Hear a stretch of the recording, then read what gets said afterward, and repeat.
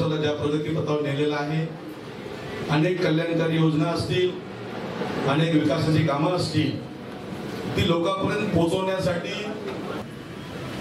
युवा संवाद या मेळाव्यासाठी आपण सर्व या ठिकाणी जमलो आहोत। माननीय पूर्वेश सरनाईकजी आपल्याला युवा सेनेचे विभाग प्रमुख क्रांती राणेजी आणि उपस्थित सर्व युवा सेनेचे पदाधिकारी कार्यकर्ते केलं पाहिजे। कशा प्रकारे येणाऱ्या विधानसभा आपल्या सर्वांना कल्पना आहे, विधानसभा निवडणूक तोंडावर आहे। या करत असताना कशा पद्धतीने आपण लोकांसमोर गेलं पाहिजे, कशा पद्धतीने आपण प्रचार केला पाहिजे, जेणेकरून एकनाथ शिंदे साहेब आपल्या सर्वांचे महाराष्ट्राचे लाडके मुख्यमंत्री पुन्हा मुख्यमंत्री होतील। यासाठी तुम्ही आम्ही काय केलं पाहिजे आणि या चांदोली विधानसभेवर करायचं याबद्दल आपल्याला या ठिकाणी मार्गदर्शन होणार आहे। मला या ठिकाणी आपण बोलण्याची संधी दिली त्याबद्दल सर्वांचे आभार। जय हिंद, जय महाराष्ट्र।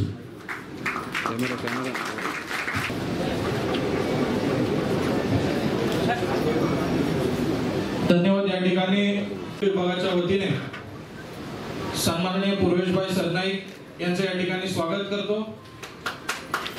त्याचबरोबर आणि तेव्हा सर्व शिवसैनिक त्या ठिकाणी दिवस रात्र किंवा कोणताही दिवस असो हे न पाहता त्या ठिकाणी उपस्थित राहायचे।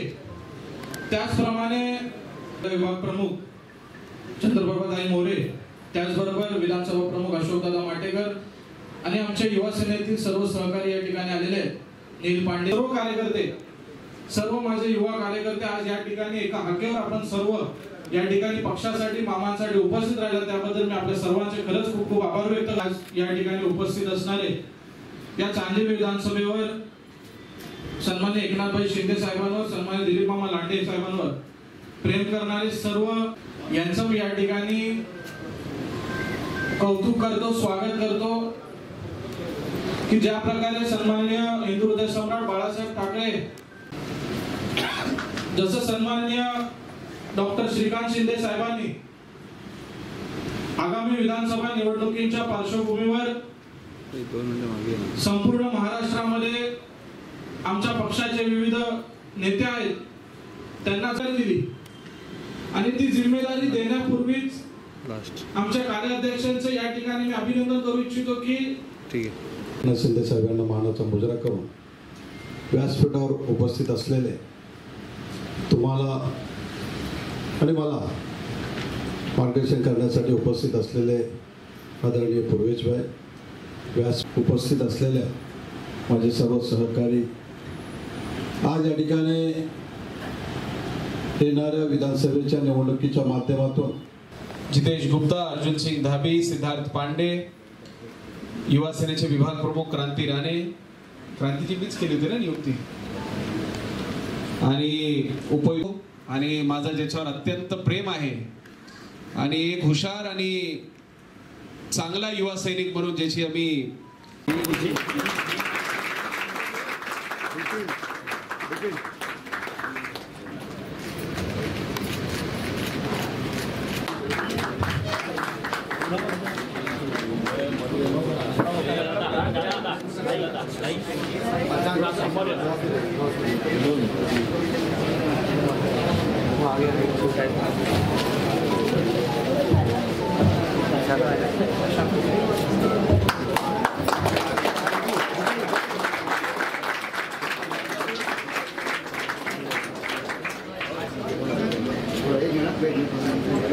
पक्ष प्रवेश होतोय, आपण सर्वांनी टाळ्यांचं त्यांचं स्वागत करायचं।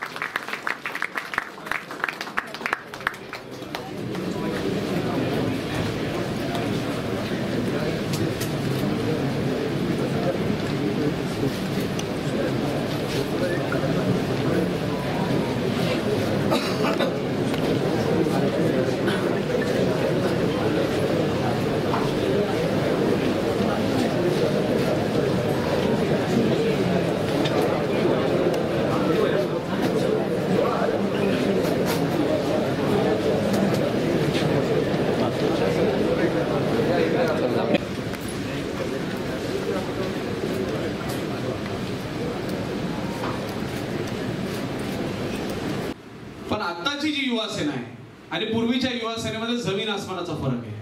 तो ह्यासाठी की पूर्वीच्या युवा सेनेमध्ये युवा सैनिकांचं काम काय, तर युवा सैनिकांचं काम झेंडे लावणे, बॅनर लावणे, बाईक रॅली काढणे, बस, त्या पुढे काहीच नाही.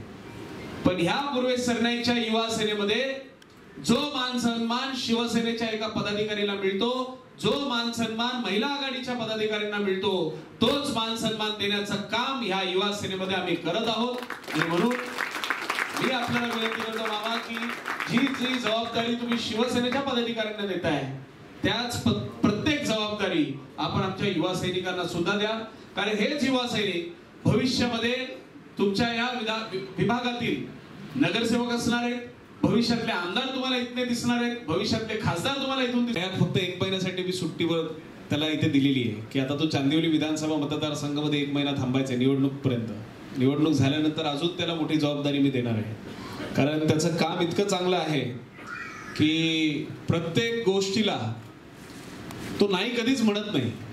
प्रत्येक गोष्ट जर युवा सेनेच्या माध्यमातून आम्ही कुठला आदेश दिला तर त्या आदेशाचा पहिला पालन करणारा जर कुठला युवा सैनिक असेल तर तो प्रयाग आहे. आणि अशा युवा सैनिकांना एकत्र करून या विधानसभा मतदारसंघामध्ये आज मी पाहिलं, मला आनंद ह्या गोष्टीचा झाला की तर फक्त हे 2च कागद आहेत, अख्खी फाईल तिथे आहे. मला अभिमान वाटतो या गोष्टीचा की युवा सेनेच्या प्रत्येक शाखा आणि गट प्रमुखाची सुद्धा नेमणूक आज आपल्या या चांदिवलीच्या विधानसभा मतदारसंघामध्ये करण्यात आलेली आहे. मी त्यासाठी क्रांतीचं आणि त्याचबरोबर प्रयागचं मनापासून त्यांचं अभिनंदन करीन तितकं कमी आहे.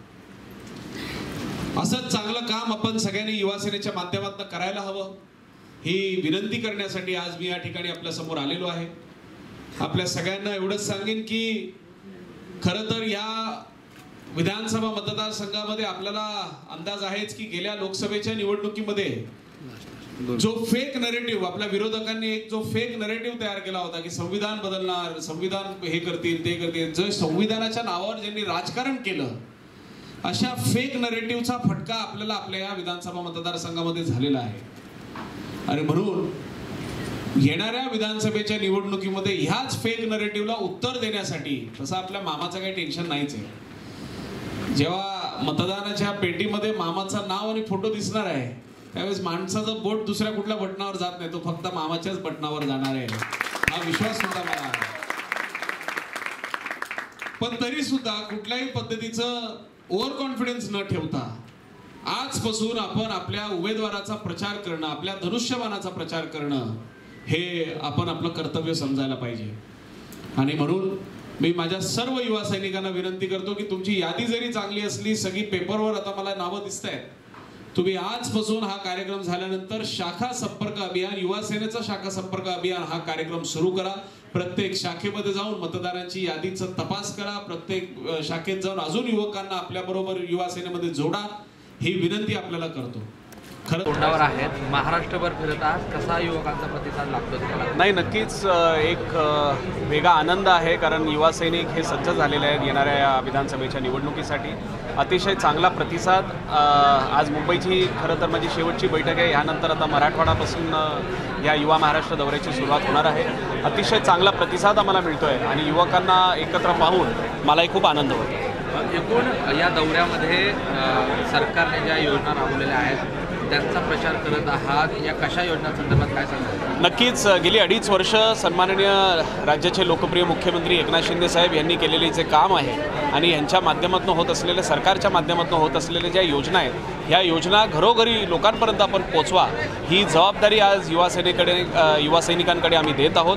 कारण शेवटी युवा सैनिक हे सोशल मीडियाच्या माध्यमातून असतील किंवा सगळ्या ॲप्लिकेशन्स आणि ह्याच्या माध्यमातून असतील हे खूप ॲक्टिव्ह असतात आणि अशा युवा सैनिकांना आपण जबाबदारी देऊन प्रत्येक घरोघरी पोचायचं आव्हान या बैठकींच्या माध्यमातून आम्ही देत आहोत. या बैठकीत आत्ता जे भाषण केलं तुम्ही, मागच्या अध्यक्षांवर टीका केलेली आहे की फक्त युवा सेनेचा वापर हा झेंडे लावण्यासाठी आणि बाईक रॅलीसाठीच होत होता.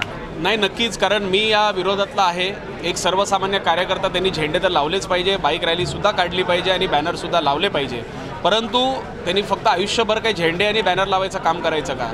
युवा सैनिकांना थोडं तरी प्रमोशन दिलं पाहिजे ह्या मनाचा मी आहे.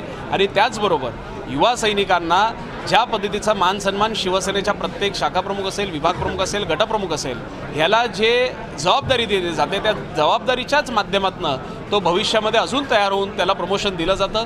परंतु युवा सैनिकाला पूर्वीच्या काळामध्ये असं काही दिलं जात नव्हतं, जबाबदारीच दिल्या जात नव्हते, त्यांचा फक्त वापर केला जात होता. आत्ताच्या आमच्या युवा सैनिकांना प्रत्येक जबाबदारी जी शिवसेनेच्या पदाधिकाऱ्यांना दिली जाते तशीच जबाबदारी युवा सैनिकांना दिली जाते. आणि मी सांगतोय भविष्यामध्ये आमचेच हे युवा सैनिक या मुंबईच्या महानगरपालिकेमध्ये नगरसेवक म्हणून सुद्धा निवडून जाते. गोमातेला आता राज्यमातेचा दर्जा देण्यात आलेला आहे.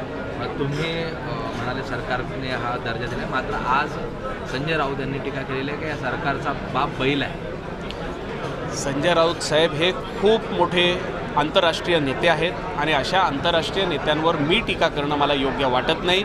कदाचित संजय राऊत साहेबांना गौमातेचा आदर नाही आहे असं मी समजतो.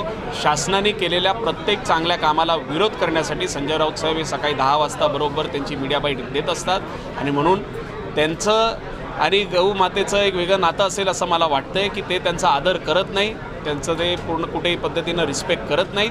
आणि म्हणून आम्हाला अभिमान आहे आमच्या मुख्यमंत्र्यांचा की त्यांनी हा जो निर्णय घेतलेला आहे तो ऐतिहासिक आहे. आणि काल आपल्या देशाचे जे प्रमुख शंकराचार्य जी आहेत ह्या दोन्ही शंकराचार्यांनी मुख्यमंत्री महोदयाने काल 50-60 हजार लोकांच्या समोर त्यांना आशीर्वाद देऊन अशा चांगल्या पुण्याच्या कामासाठी शुभेच्छा दिल्या.